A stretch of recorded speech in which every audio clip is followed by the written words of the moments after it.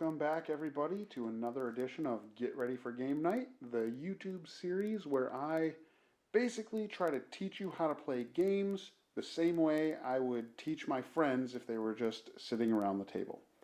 And this time, I'm going to take on a pretty big endeavor. I'm going to try to teach you Terra Mystica, which is one of my favorite games, but it's also a very heavy, complicated game with a lot of moving parts. So I may break this video up into several videos. We'll just sort of see how it goes. So let's back out a little bit and take a look at the board. So let's start with the big idea behind Terra Mystica. In Terra Mystica, there is a board that you see out here, and it's got all these little hexes on it of various types. There's the desert, the mountains, the forests, the wasteland, the farm, and the wetlands, I think. And you are going to be one of several mystical races. And in the base box, I think it comes with 14 to choose from. We'll just sort of show you some of these other player boards. You could be the mermaids, you could be the halflings, and of course every one of these player boards is double-sided, so that the halflings, you flip that board over, you are the cultists on the other side. And every one of these 14 different factions plays a little differently. I have the Fire and Ice expansion, which adds even more different factions to play with, so there's almost infinite replayability here. But you're going to choose one of these factions. I have set up this sort of demo game here. One player is going to be playing as the nomads, and the other player as the witches. So, the whole idea, what's the big idea behind Terra Mystica? Well, you are going to be expanding your empire by placing your various buildings on different parts of the board and trying to make it bigger and scoring victory points in a whole lot of different ways. We'll cover all that later. But one of the big ideas of the game is that you, as a particular race, you can only build any type of structure on your home terrain. For instance, the nomads here in yellow, they can only build on desert structures. Or desert spaces, like here, here, here. Whereas the witches can only build in the forests or the green spaces. Now, of course, they were very smart with the graphic design that the player boards for the nomads are yellow, and therefore they can build on the yellow spaces and so on. That holds true for all the different races of the game.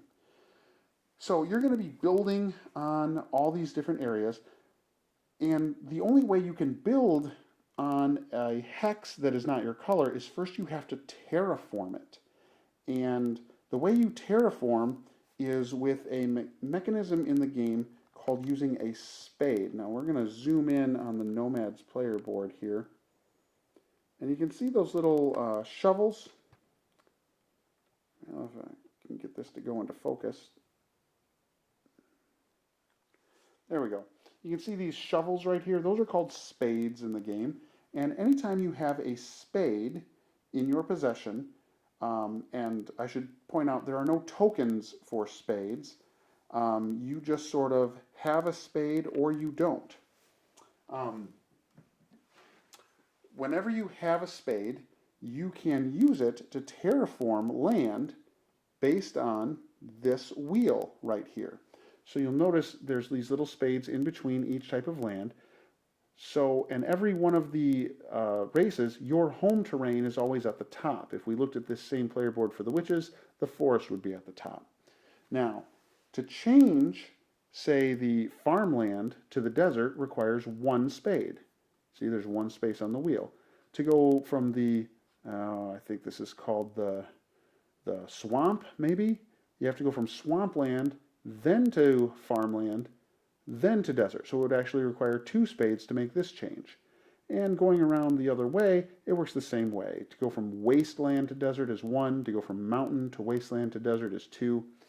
So once you have terraformed the land into your terrain type, that's when you can then build on it. So let's zoom back out here. Okay, actual gameplay. The game is going to be played over 6 rounds. You can see here there's these 6 little round markers, 1, 2, 3, 4, 5, 6. And there are these different tokens here. These are sort of objective tokens. You're going to shuffle these up and just pick 6 of them randomly at the start of the game.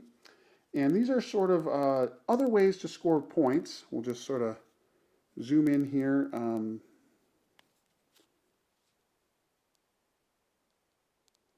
You see that little 2 with the wings or the laurel around it? That is the symbol for victory points. Anything in the game with that symbol is going to represent victory points. So these things are going to give you different ways to score victory points and get bonuses every single round. So you're going to randomly shuffle these up and place them like this at the start of the game.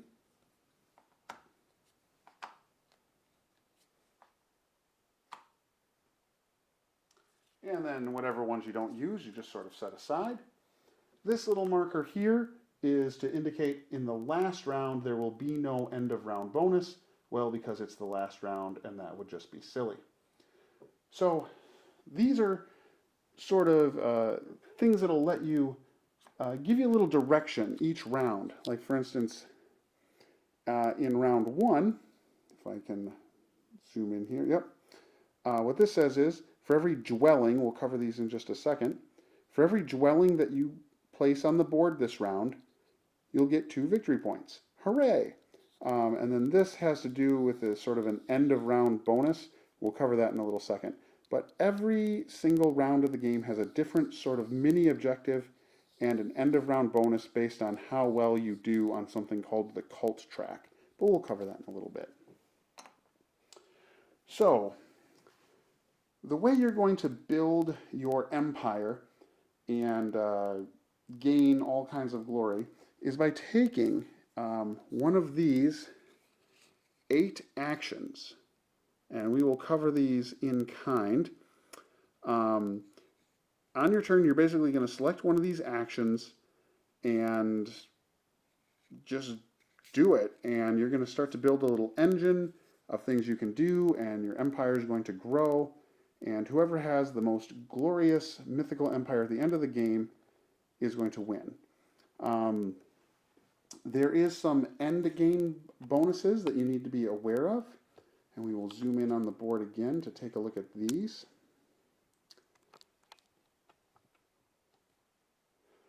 So at the end of the game, you're going to score some bonus points. First, you're going to see who has the most total squares out on the board that are connected to each other, either directly or indirectly. We'll cover what that means in a second. But whoever basically has the biggest plot of connected buildings is going to score 18 points. Second biggest is 12. Third biggest is 6, and so on. There are 4 religious cults in the game.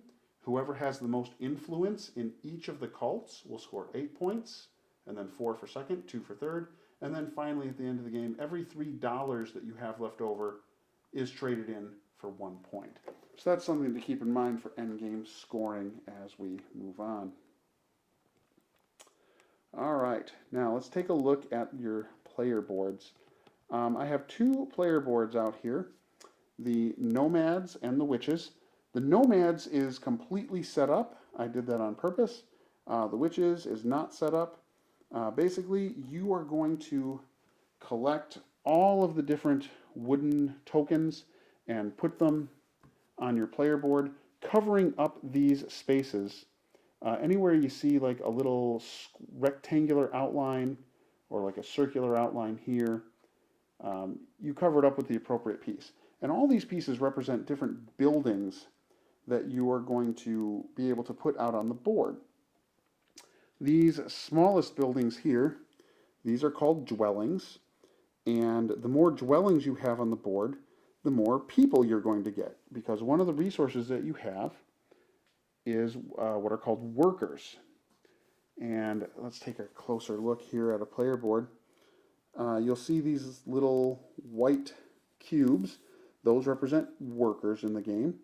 And you'll notice this little hand underneath a bunch of these. Anytime in the game you see that hand laying out, that means at the beginning of the round, this is what you collect. So the more dwellings that you have pulled off of your player board to put onto the main board, the more of these little hand symbols you will uncover, meaning at the beginning of every round, you'll be able to get more and more workers. That's one of the resources in the game. Now, the first thing that you will build, no matter what, if you're just building any structure on one of your home terrain types, it must be a dwelling. That is the only thing you can build if a space on the board is empty. So if the nomads wanted to build on this desert space right here, they would have to take the leftmost dwelling from their player board, put it on that space, and now they own that space. There's no combat in this game. Once you own a space on the board, you will own it for the entire game. No one will ever be able to take it away from you. Later on in the game, if you don't want the dwelling, you can upgrade the dwelling. And if we look at our player board again, you'll see there's this little arrow going from the dwellings, this little sort of elongated arrow pointing up. These are called trading houses. And those are these right here. And you see they fit right there nicely. If you want to upgrade, you will take the dwelling off the board and put it back on whichever one of these spaces is open furthest to the right and replace it with the trading house. Now once you have a trading house and you want to upgrade again, then you have some options. You can either upgrade this way, you can see the little arrow there, to what is called your, what's that thing called? We'll look that up in a minute. The fortress, I believe. Or you can upgrade it this way to your religious house. This one's called the sanctuary. I think this one is called the, we'll just call them churches for right now, but that's not what they're called. So you can upgrade this way, and then from here you can upgrade to your sanctuary. So you're always going to be building these first, then upgrade to these, then you have a choice of how you want to upgrade, and then from here you can upgrade to this building. So let's talk about the actual actions in the game and how they are carried out. Actually, no, let's talk about initial setup, because everyone is going to get different starting resources. So the starting resources are found here in the upper right corner of the player board. You'll see the nomads are going to start with 2 workers, $15, and then you see these 2 little symbols, an orange symbol and a brown symbol. That represents how much influence you have in the various religious cults that exist in this world. And so if we look down here, I have already given the nomads their 2 workers and their $15. Now, I should say these coins do not come with the game. These are metal coins that I upgraded my copy with. But here's 5, 10, 12, 14, and 15 starting coins. Now, so let's talk about these starting influence in the religious track. Over here on the side of the board, you can see this is the religion track or the cult track. And everyone's going to have these little dowels here. Based on what your starting board says, it'll say how much influence you have in each of the 4 cults. There's the fire, water, earth, and air cult.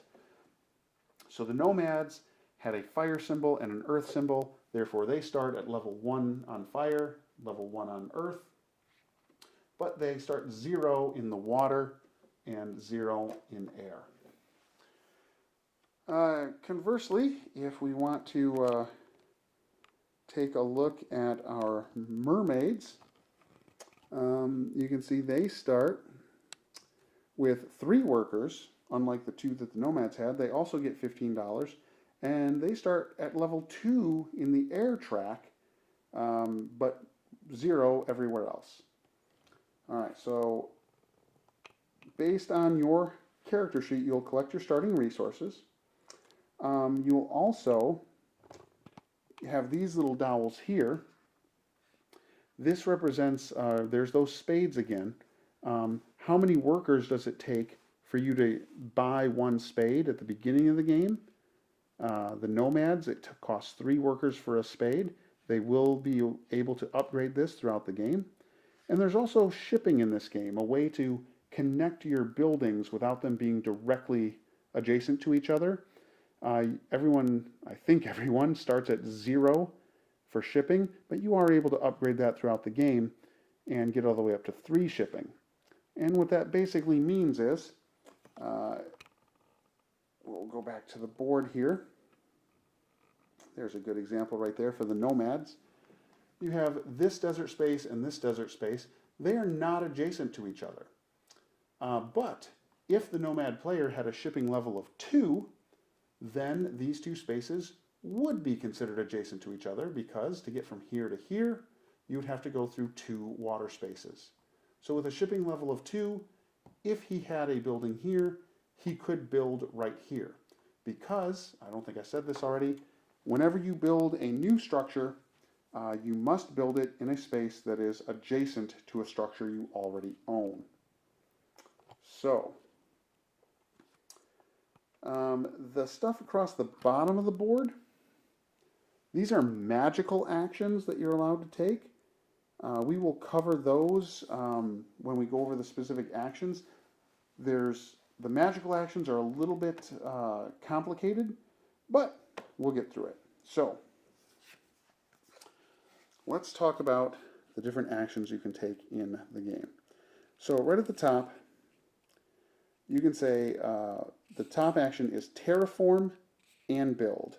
So you can see there's the spade. It's saying I'm going to change a land type and then build. So, as I said, you're going to start with, or actually I don't think I said this, but you will start with, in most cases, 2 dwellings, these little guys right here, already on the board. You will take them and just choose where you want to start. Then you'll go around the table and they'll put one of their dwellings out until it goes all the way around. And then whoever was last placing their first dwelling will be first placing their second dwelling, and you go in counterclockwise order back until everyone has put 2 dwellings on the board. Then you will collect your income, and and so we'll just sort of put some more dwellings on the board for the yellow player. Then you'll collect your income by looking at your board,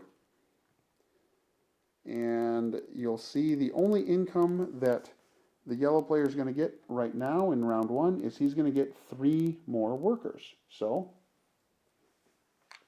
he would collect 3 more workers. And he's ready to start taking actions. The yellow pawn there is just the first player pawn. All right. So terraform and build. Well, if you have a spade, you can terraform land. So let's again take a look at the yellow player's wheel. I'll try to get this all in the same field. There we go. So he wants to build on desert, and he has this dwelling already out there. Well, you notice here's the brown farmland. It's only 1 space away on the terraforming wheel. So he's going to choose the first option. He is going to spend 3 workers, because if you look over here, currently it costs 3 workers to get a spade. So he'll take 3 of the workers he just picked up, give them back to the bank. He now has a spade. He's going to immediately use that spade. Whenever you get a spade, you must use it immediately. And he's going to pick up one of these little discs. These discs are double-sided. They just represent the different terrain types. And he is going to put it right here, because he just terraformed an area that is adjacent to an area that he already controls. Okay, so that was the first half of that action, terraform, but now the second half is build. if you again look down on your player board, you can see there is a cost for every building. In this case, it says to build a dwelling, it's going to cost you 1 worker and 2 coins. Well, the yellow player says, might as well do it. So here's 1 more worker gone and 2 coins gone. He now gets to take this dwelling and put it, and we'll try to do this smoothly, on the area that he just terraformed. And that would be his entire turn. That is the first action in the game, the first option among the actions. Then you would pass to the next player. Now, but again, if this were a real game, let's take a look again at our round markers. You can see in the first round, through happenstance, or maybe I stacked the deck, you'll never know. It says in round 1, every time you place a dwelling on the board, you gain 2 victory points. So the yellow player would have just gained 2 victory points, and we would track it right here. The outside of the board, like a lot of Euro games, is the victory point tracker. Interestingly, everyone actually starts with 20 points. The reason why you start with 20 points instead of 0 is that there is a way in the game where you can gain basically magic powers by sacrificing victory points. But we'll cover that in a second. Okay, so he would have then passed on to, in this case, the green player. And let's take a look at another action that you could take. We can get it into focus. Okay. Another action is you can upgrade your shipping. That's the shipping we talked about. This is on your player board as well, but it says right on this reminder card how much it costs to upgrade your shipping. It's going to cost 4 coins and this little meeple-shaped guy. Well, what's he? Well, again, we'll use the yellow player since he's set up. Off to the side of your player board, you have these little meeples, and these are called priests. And priests are used for all kinds of different things in the game. They're very powerful. They're the one resource you start with nothing of. You never start with a priest. They're very hard to get. And once you get them, you can spend them to do amazing things. Like, we'll go back here, upgrading your shipping. See, there it is. It cost a priest and 4 coins. So if he had a priest and 4 coins, he could turn in that priest and the 4 coins, and then move your dowel over from the 0 on the shipping track to the 1. So, and we'll zoom in a little bit here. So if he were able to do that, he would just slide this over. Now you notice there's some victory points under there. As soon as you cover this up, you gain that many victory points.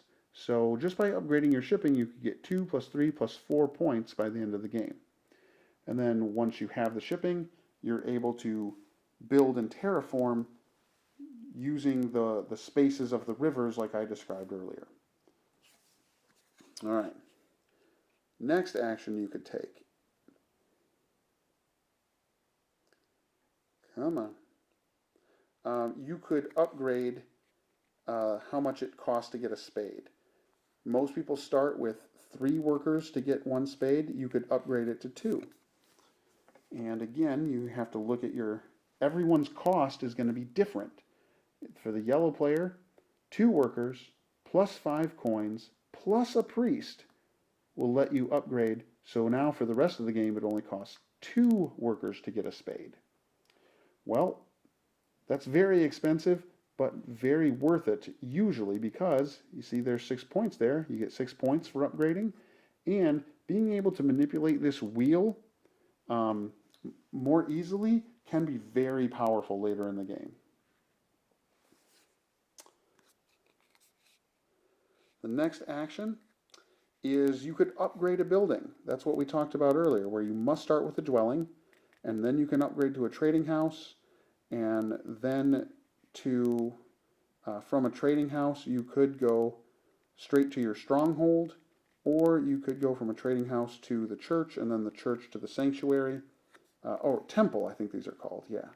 Trading house to the temple, then the temple to the sanctuary. But again, all of these have a cost.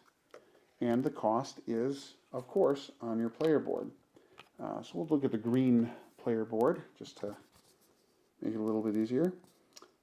So to upgrade from the dwelling to the trading house, here's the cost here. It's always going to cost 2 workers.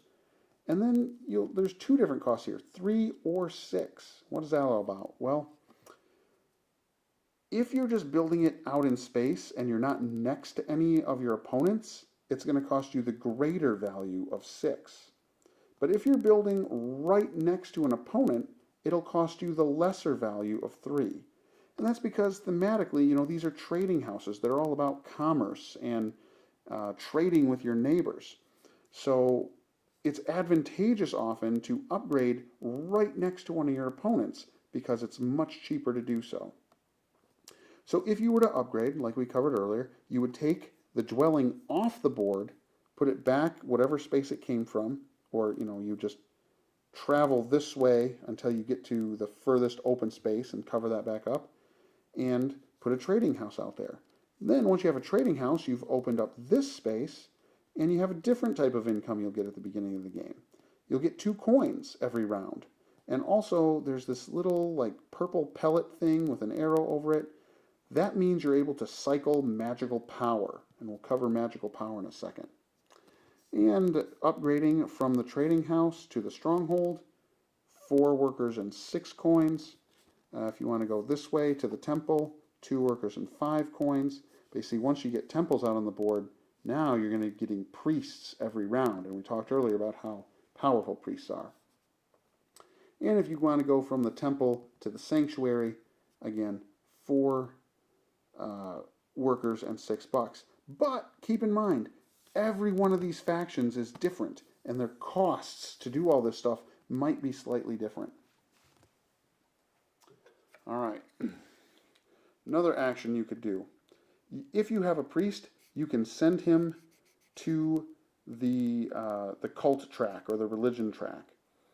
And by doing that, let's take a closer look at that track again. Zoom in on the red and blue there, I guess. You will notice, and we'll start using the green. Let's say that the green is the first person to send a priest to the red track. You'll notice there's 4 spots down here, 2, 2, 2, and 3. The first person that sends their priest to the track can cover up a number 3, and then they'll take their little marker. Normally it would already be out here at 0, and it'll go up 3 spaces. And these priests stay here forever. Once a priest has committed himself to the study of that religion, that's where he will be for the rest of the game. The second person to go here and third and fourth person to go here will only be able to bump up 2 on the religion track. And then once 4 priests have gone here, no more priests can enter that cult. Now the other cult tracks are open, and let's say that, for the sake of argument, that the yellow takes number 3, so he moves up 3 spaces. And then on another turn, the green would take the available number 2 spot, so he would move up 2 spaces. And that's how that action works. The advantage to going up the religion track, there are several. One of them is if we go back to our beginning of round bonus tiles. Again, if I can just get it to focus. There we go.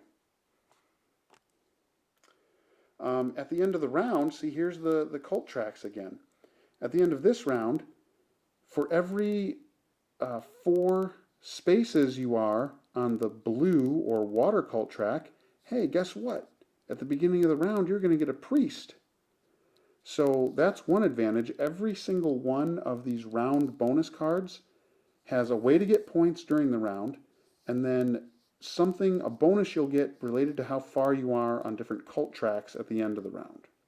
So that's one advantage of going up on the cult track. And I know I'm going back and forth between cult track and religion track. It's all the same thing. Another big advantage is, let's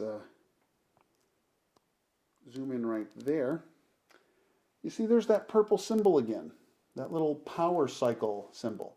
As soon as you cross this threshold, you are able to cycle magical power, which is very, very good. And as you go up the track, the different thresholds you will cross get higher and higher. Like there's 2 and 2, and then finally 3.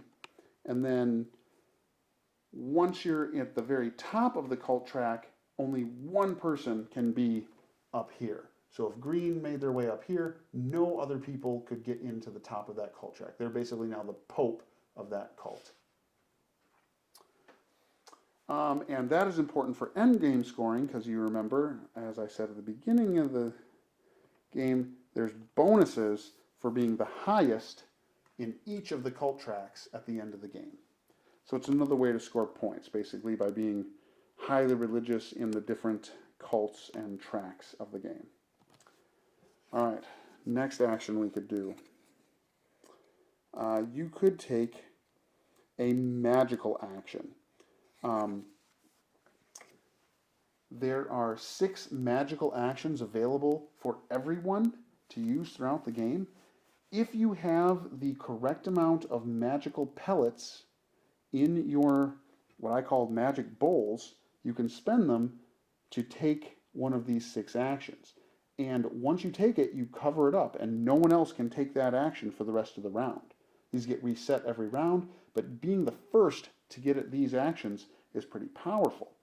I'll briefly go over what the actions are. Starting way over here, if you have 6 magical pellets or power pellets, you can get 2 spades and terraform 2 things up here. For 4, you get 1 spade. For 4, you can get 7 coin. Here, for 4 magic, you can get 2 workers. For 3 magic, you can just get a priest. We already talked about how hard they are to get. And for 3 magic, you can build a bridge. And a bridge is just this thing here. And this allows you to, is another way to cross rivers, basically, if you don't have shipping. So if the yellow player were to build a bridge here, which he could because he has a dwelling here, this space here is now considered directly adjacent to this space. So on a future turn, he could terraform that even if he had 0 shipping. So that's another advantage. That's the advantage to having these bridges. All right, so those are the magical actions. Remember, first one there gets to do it. It's then blocked off for everyone else the rest of the round. Next, you could take a special action. And a special action is represented by this orange octagon thing. You notice those orange octagons were right here with the magical actions, and you cover them up. That means they can only be used once per round. Well, there are ways to get access to other special actions that maybe don't require magic. One way to do it is on most players' player boards, once you build your stronghold, you will uncover an action space that has that same octagon. And everyone's special power here is different. So in the green player's case, once he's built his stronghold, he would be able to take one of these tokens, and for his action on his turn, he could cover this up and do this action. For the green player's case, it basically means you can put out a dwelling for free. So if there's a space that is your home turf, the green forest area, on your turn, you could say, for my action, I'm taking my special action, and I'm just putting a dwelling out there for free, instead of paying the cost of 1 worker and 2 coin. So very powerful, but you can only do that once per round. Once you do it, you cover it up. You can't do it again until next round. So anywhere you see those little orange octagons, that's a special action that you can take on your turn once per round. There it is. There's some bonus tiles that you're going to get that might have these special actions. And then also some like religion favor tiles, I think they're called, that you can get that. And then finally, you can pass. And when you pass, you have these little bonus tokens that you get at the beginning of every round. You just flip it over and turn it back in and pick up a new one to symbolize you are done this round.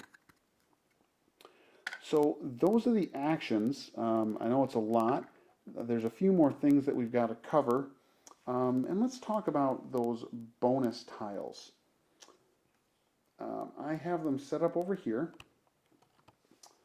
They are, grab them here. You always take the number of players and add 3. And that is the number of bonus tiles you're going to start with. Now the game actually comes with more bonus tiles than you'll ever use in a game.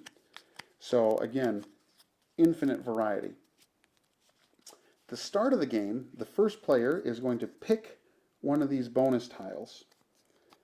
And you can see most of them have that little hand symbol at the bottom, which means for that round you're going to get a little bit of extra in terms of bonus. So 2 coins, get a priest right away, very powerful. 6 coins, but nothing else. And get an extra worker. Most of them also have a secondary bonus. For instance, here, once per round, you can take a special action and get a spade.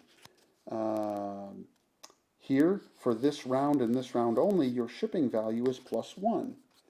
And here, what this means is, this little scroll that's all rolled up, these bonus tiles are supposed to be scrolls. You'll notice when you flip them over, it's like, oh, I've rolled up the scroll, I'm done. So what this means is, when you pass and you turn your scroll back in, for every trading house on the board of yours, you're going to score 2 points. So pretty cool there. And then this one says, all right, I can cycle 3 magical power.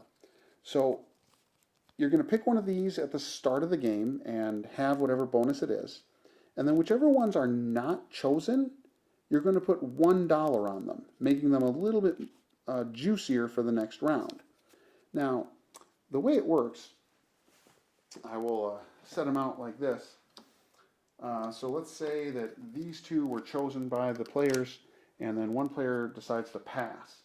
So he will turn it in, scroll side up, meaning he has passed, and because these were the 3 passed over in the first round, when you pass, this is a little weird, you immediately choose the scroll that you want for the next round.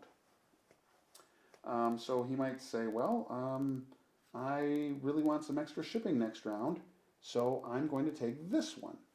So even though round 1 is still going on, the first player that passed has already chosen their bonus for round 2, and they just take this over to their player board and collect their money. Then, when the other player passes, he will turn it in like this, and he could, if he wants, choose the scroll that the first player has already returned, because maybe that's powerful, you know, to get that free spade. But these have the coin on them. So, oh, I don't know, maybe, yeah, he does want this free spade, so he's going to take that. Okay, once everyone has passed, again, any scrolls that were not chosen this round, you're going to get a coin put on it, making them more and more incentivized each round. All right. What else to talk about? Well, what the heck are those things up there? Well, like I said, there's these are called favor tokens, and these are huge, huge bonuses that you can get. I'll just grab them right here, bring them a little closer, talk about them here. Now, again, this little, oh, got it upside down. This little display case thing, this does not come with the game. I made this out of foam core. There are 3 different favor tiles for each one of the 4 religion tracks. And again, if we look at our player board, the way you get these is by building your religious structures. Here's that oval right here. See the little oval there? 1 favor tile. So when you build your sanctuary, or when you build one of your temples, because the temples are covering these up and the sanctuary covers up a corner of this, whenever you build a temple and when you upgrade to a sanctuary, you immediately choose one of the favor tiles and get it right away.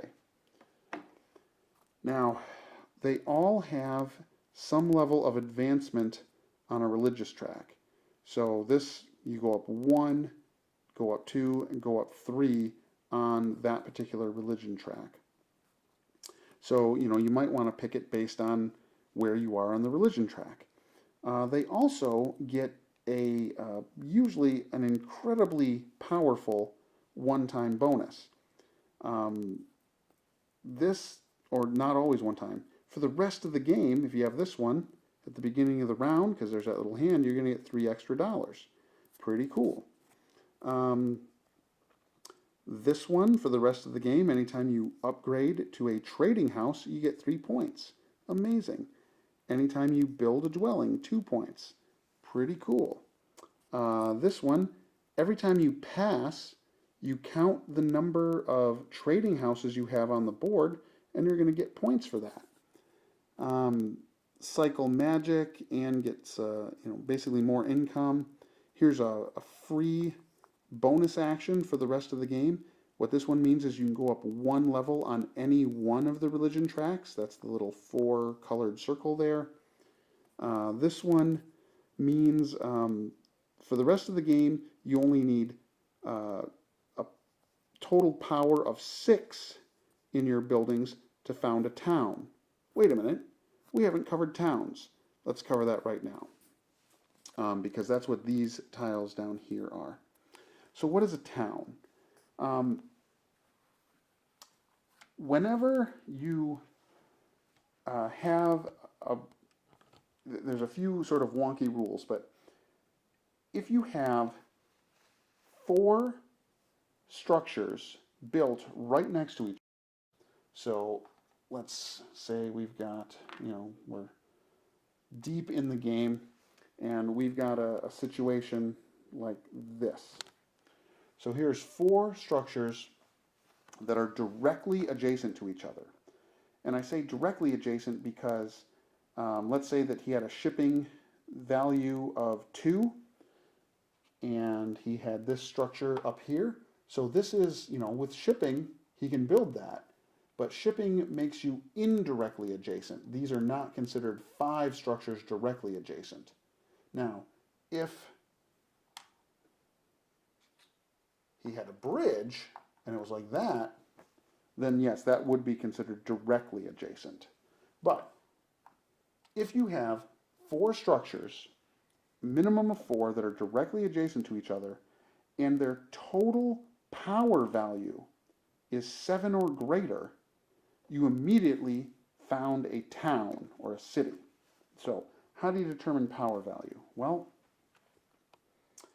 if we go back to our player board, power value is determined on the far right here.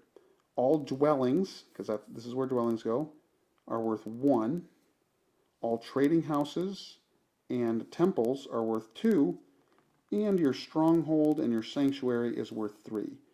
So if you add up their worth and they equal 7 or more, you immediately found a town. So in this example I have on the board, we've got, this is worth 2, 3, 4, 5. Nope, that is not a town. But let's just say on a future turn, he upgraded his trading house to a temple, and this became a trading house. So now we've got 2, 4, 5, 6. Still not. And then on a future turn, he upgraded the temple to his sanctuary. Well, there we go. There's 3, 4, 5, 6, 7. So immediately, he now has a town. 4 buildings whose total power is 7 or greater. And so going back to that favor tile, you only need your power to be 6 or greater to found a town if you have that favor tile. So what does it mean to found a town? Well, you would immediately pick up one of these town tiles, and it does a few things. First of all, it's going to give you immediate bonus points. 5, 6, 7, 8, or 9. You also immediately get whatever's on the bottom. $6, cycle 8 magic, gain 2 workers, go up 1 on every single cult track, or gain a priest. So there's the second advantage to founding a town. The third advantage to founding a town is you get a key. And why do you need a key? Well, going back to our cult track, it's very hard to see, but just before, we'll zoom in here,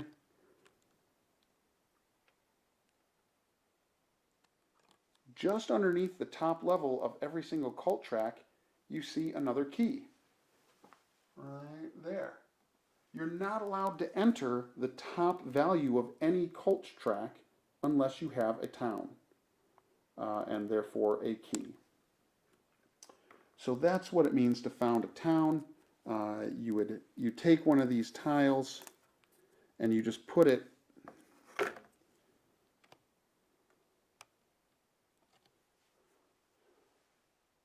on top of one of your buildings to indicate, yep, that is a town, and that helps you remember that I've already founded that town, so I don't get to claim it twice. All right. So that's founding a town. We've talked about most things.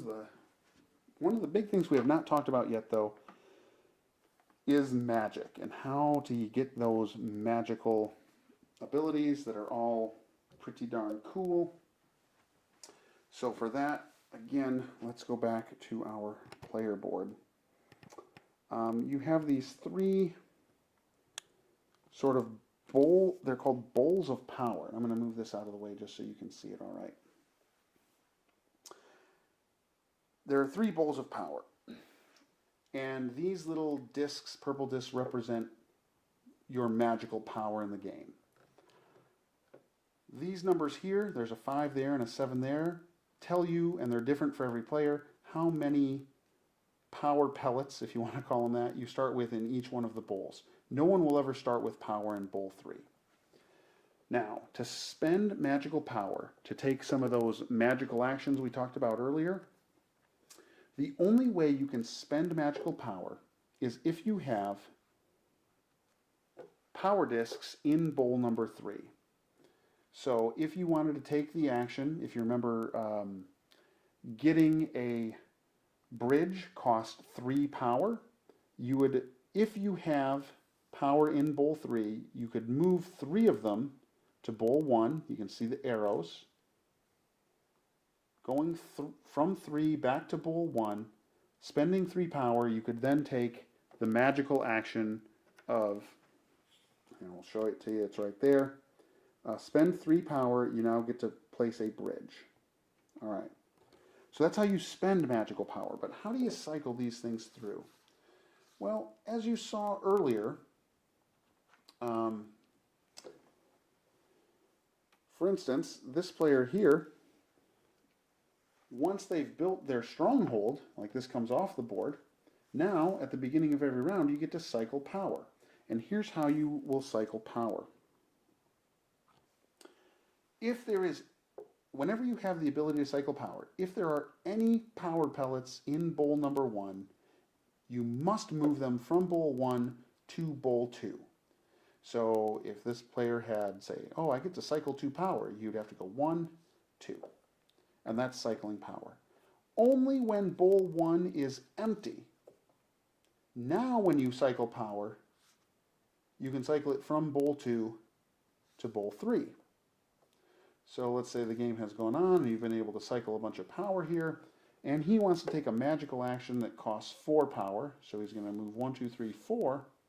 Well, now when you cycle power, you can't keep moving them over into 3 because again, the rule is whenever there's any power tokens in bowl 1, if you're cycling power, you must try to empty bowl 1 completely before you can start emptying bowl 2 into 3. And again, the only way you can spend these to take magical actions is if they're in bowl 3. All right, there's a few other ways you can cycle this. I don't know if you can see right here, but there's this tiny little arrow going up off the board, and then another tiny little arrow showing a power pellet going from 2 to 3. If you want to sacrifice these pellets from bowl 2 to bowl 3 only, you can take one pellet out of the game entirely, and for every one you do, you can move it to bowl 3 immediately. That is a free action. That is not your action on your turn. You can do that at any time. If you want to take 2 of your pellets out of the game forever, you can move 2 of them over to bowl 3. That's a strategy you might want to do for 2 reasons. One, it gets you power in bowl 3 a lot faster, so you can take those magical actions. And 2, most people think that having fewer of these things makes this cycle more efficient. You're able to cycle through it faster rather than having to wait for all these things to get out of bowl 1 to 2 and then 2 to 3. A few more things about magic. These are free actions always as well. If you have power in bowl 3, you can cycle 5 of them. So if you've got 5 in here, you can move all 5 over to gain a priest. You can move 3 over to gain a worker, again at any time, these are free. Or you can always move 1 over to gain a coin. Now it's kind of hard to see, so we'll switch over to our close-up player board here. There's also these little arrows directly underneath these symbols, which means also at any time during the game for free, you can trade in a priest to get a worker and trade in a worker to get a coin. Of note, remember every 3 coins you have at the end of the game is worth a victory point. So at the end of the game, pretty much everyone turns everything into coins because leftover priests and leftover workers don't really count for anything. So that's how magic works. It's a really interesting system, not the most intuitive at first, but once you get the hang of it, it is pretty cool. All right, now, how do you get that magic? Obviously, once you have trading houses out on the board, you get to cycle magic every round. Once you have your sanctuary out on the board, for a lot of people, you get to cycle more magic every round. But there's another way you can get it, and that is building adjacency. And this is what I talked about earlier, where if you build directly adjacent to one of your opponents, it's cheaper for you, but it also gives them a bonus. And here's how that works. I'm going to use that little cluster there and grab a few pieces. If the green player were to build right here, and it doesn't matter if you're building your first settlement or if you're upgrading to one of your more powerful structures, whenever you build directly adjacent to an opponent, the opponent has the opportunity to gain some power or cycle some power through that little system. And here's how it works. You would add up the total power value of every building that is adjacent to the thing that just got built. So in this case, it's 1, because remember, the power value of initial settlements is 1.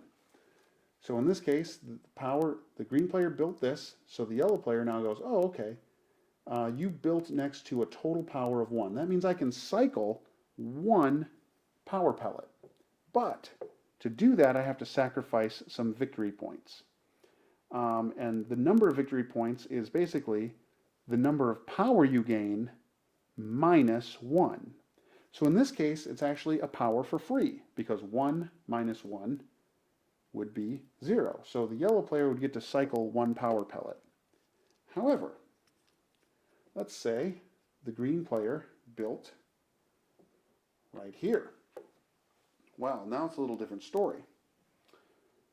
The power value of the trading house is 2. The power value of the dwelling or settlement is 1.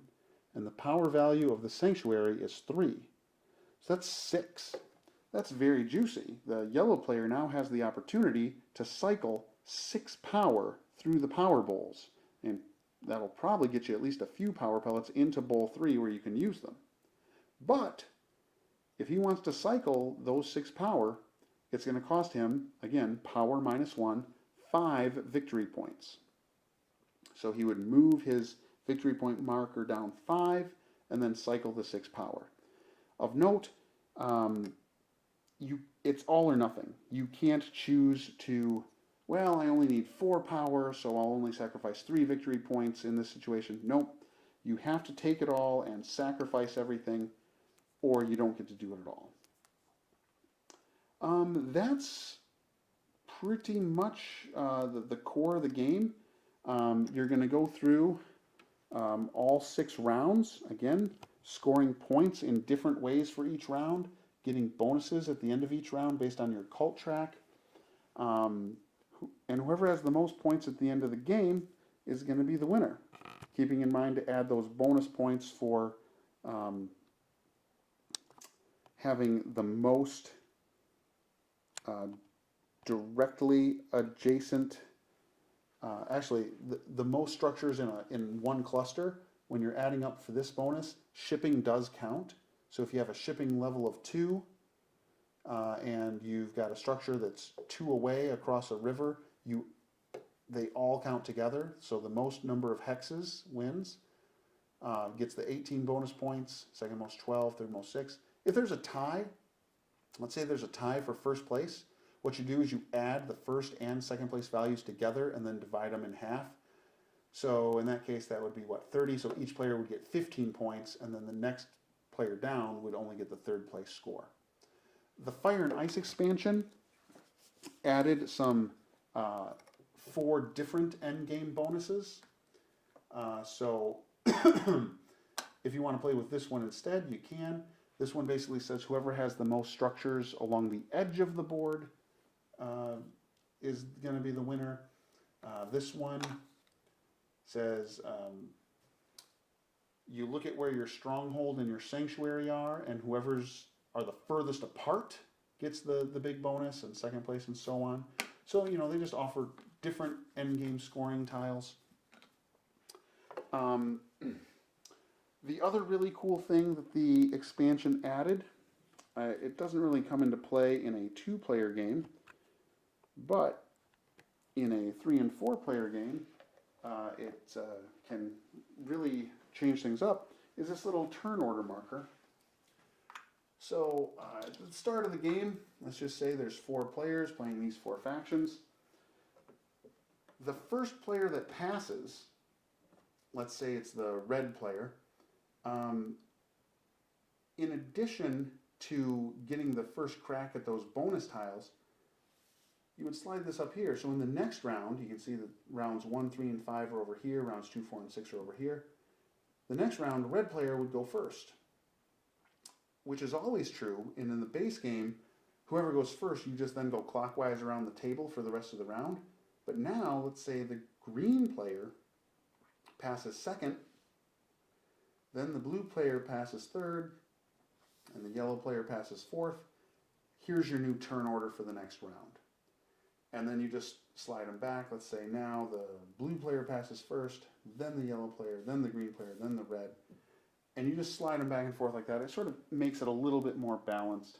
That's another thing that the expansion added. The expansion also gave you a new board. The original board, I guess, was a little bit imbalanced. Certain faction colors were more advantageous. The expansion board fixed that. And that's pretty much it. I'm sure there's probably a few things I missed. I may have messed up a few things. But, yeah, that's how you play Terra Mystica. If you have any questions or comments, you can post them below. I'm usually pretty good about answering them. And again, remember for my copy, the foam core holders and the metal coins were an upgrade that I added, that they don't come with the game. So yeah, that's it for Get Ready for Game Night. I hope you guys enjoy your play of Terra Mystica.